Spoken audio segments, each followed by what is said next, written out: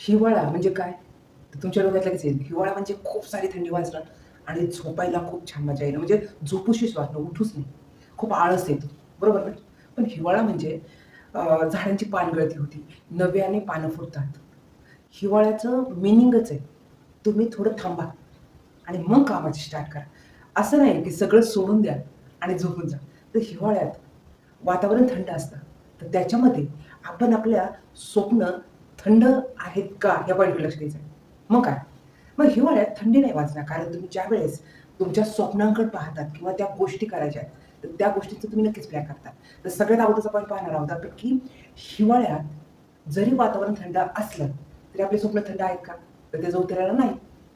तर मग काय केलं पाहिजे? हिवाळ्यात तर खूप छान झोपूशी वाटतं, आळस आल्यासारखं वाटतो. मग उठायचं कसं? तर आपण आज ह्याच टॉपिकवरती बोलणार आहोत, की थंडी आहे.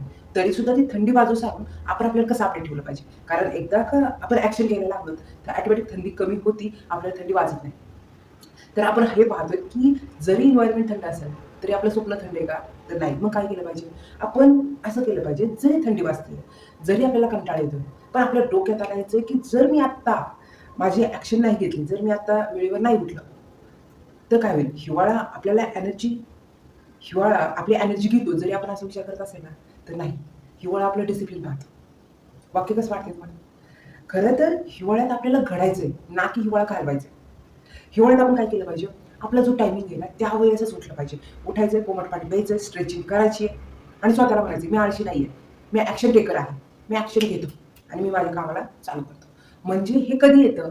ज्यावेळेस आपण स्वतःला प्रश्न विचारतो, की जरी एन्व्हायर्नमेंट थंड असलं, तर माझं ड्रीम थंड आहे का? जर ड्रीम जर थंड थंड असेल, ड्रीम जर थंड असेल, तर काहीच प्रॉब्लेम नाही. तुम्ही अजून थोडंसं रिलॅक्स व्हा. पण तुम्हाला काहीतरी खास करायचंय. तुम्हाला त्या हिवाळ्यात स्वतःला घडवायचंय. तर प्लीज ॲक्शन टेकर व्हावंच लागेल. आता आपण जो दुसरा पॉइंट पाहणार आहोत, तो म्हणजे हिवाळ्यात आपल्याला थंडी वाटते किंवा आपल्यामध्ये अशी काय क्वालिटी वाढवली पाहिजे, की जेणेकरून आपल्याला हिवाळ्यात अजून आपण स्वतःकडे लक्ष देऊ. स्वतःकडे कसं लक्ष द्यायचं? तर आपण हिवाळ्यात हे करू शकतो. आपली म्हणजे जे नॉर्मल जे व्यक्ती असतात ना, ते काय करतात, उठतायत, खाणं-पिणं आणि मोबाईलचं स्क्रोलिंग चालू. पण जे बिझनेसवाले आहेत किंवा जे सक्सेस व्यक्ती त्यांचं काय असतं माहिती आहे? जे काही स्किल आहे मला आता येत नाही, ती इम्प्रूव्ह कशी करेल? हिवाळ्यामध्येच मी स्वतःवर काम करेन, कसं करेन? या पॉइंटवरती लक्ष द्या.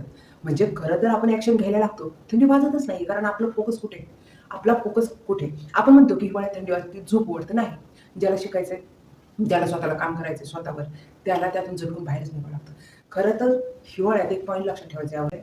आपल्याला आळसाला अगोदर पुढे घ्यायचं आहे का स्वतःच्या ड्रीमला अगोदर प्रायोरिटी द्यायची? नेमकं कोण इम्पॉर्टंट आहे? ह्या पॉइंटचं पण आपण लक्ष द्यायचं आहे, की आपलं अगोदर महत्त्वाचं काय? ठीक आहे, थंडी वाजते, ठीक आहे, मला करायचंय, मी माझ्यावर लक्ष देतोय, मी स्वतःच्या स्किलकडे लक्ष देतोय. तर आपल्याला थंडीमध्ये सुद्धा थंडी वाजणार नाही. कारण ह्याच्यात आपण आपण स्वतःला बघतोय, की खरंच मी माझं काम करतोय का? तर आपल्याला थंडी नाही वाजणार. आणि तिसरा जो पॉइंट आहे तो खास आहे. कारण आपल्याला ह्या पॉइंटमधून हे पाहायचं आहे, की हिवाळ्यात खरंच आपण आपल्याकडे पाहतो का? तर नक्कीच पाहतो. ज्यांना सक्सेस व्हायचंय ते बरोबर पाहतात. तर तिसरा पॉइंट आहे, की आपण आपल्या मूड वाईज राहिलं पाहिजे का आपल्या जे टार्गेट आहे त्याच्या वाईज राहिलं पाहिजे. तर सगळ्यात महत्त्वाचं आपण आज म्हणतो, की हिवाळ्यात थंडी खूप वाजते आणि आळस खूप येतं. पण हे वाक्य चुकीचं आहे. कारण माहिती आहे, आळस येत नाही. आपण त्या आळसाला जागा देतो. आळस येत नाही, आपण त्याला जागा देतो. म्हणजे काय होतं, ठीक आहे ना, आता थोडं थांबलं म्हणून काय होतंय, आता थोडा आळस केला म्हणून काय होतं. मग हे थोडा आळस आहे ना, आपल्याला आपल्या फ्युचरसाठी थोडं मागं ढकलतो. परत एकदा ऐका. जर आपल्याला खूप थंडी वाजते, जर आपल्याला खूप आळस येतोय, आपण त्या आळसाला जागा देतोय, तर आपण आपल्या फ्युचरला जे काही आनंद घेणार आहे, त्याच्यामध्ये आपण मागे पडणार आहेत. तर त्याच्यामुळे हे लक्षात ठेवायचं, की मूड वाईज नाही चालायचं. तुम्ही जर मूड वाईज चाललात, तर तुम्हाला जिमला जाऊन नाही वाटणार. तुम्ही मूड वाईज जात आहेत, तर तुम्ही जी ॲक्टिव्हिटी करताय, त्या गोष्टीकडे नाही जाणार. तुम्हाला मूड नाहीये ना. पण मूडकडे लक्ष द्यायचं. मूड असो या नसो. मूड इम्पॉर्टंट नाही. रूटीन फॉलो करायची. रूटीन फॉलो करायची. मला हे करायचंय, मला करावंच लागणार आहे. मी ॲक्शन टेकर आहे ना, मी करणारच आहे. हे पॉइंट करायला लागलं, तर ऑटोमॅटिक आळस गायब. आणि हिवाळ्यात आपण हिवाळा घालवणार नाही. हिवाळ्यात छान घडणार आहोत. सगळ्यात महत्त्वाचं काय माहिती आहे? हिवाळ्यासारखं जरी मानायचं, त्यात एन्जॉय करायचं. पण फोकस टार्गेटकडे. असं जर केलं, आपला आळस गायब. आपण खूप छान तंदुरुस्त फिटनेसकडे पण लक्ष देऊ. आपल्या ड्रीमसाठी पण वेळ काढू आणि मग काय आपण सक्सेस. तर हिवाळ्यात अशा प्रकारे आपण पॉइंटकडे लक्ष देऊ आणि स्वतःला खूप स्ट्रॉंग ठेवू. तर वेळात वेळ काढून तुम्ही माझा व्हिडिओ पाहिला त्याच्याबद्दल खूप सारे मनापासून आभार. तर थँक्यू. आणि व्हिडिओ जर आवडला तर नक्कीच लाईक करा.